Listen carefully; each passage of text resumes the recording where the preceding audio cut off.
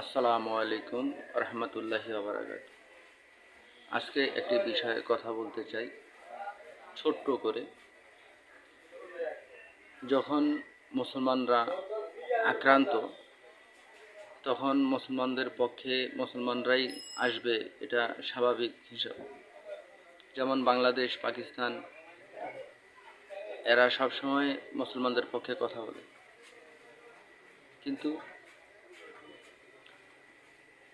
যখন অমুসলিমরা আক্রান্ত হবে, তখন দেশে এবং দেশের বাইরে সবাই অমুসলিমরা সবাই অমুসলিমদের পক্ষ নেবে।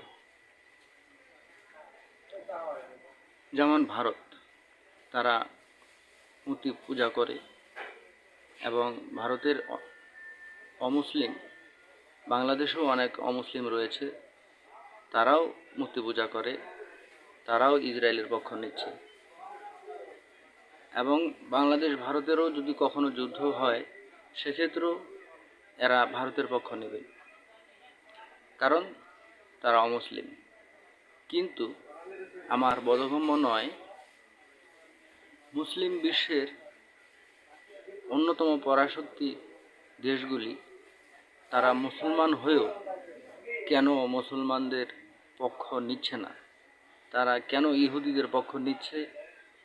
তার কারণ হচ্ছে একটাই, আমার মনে হয় তারা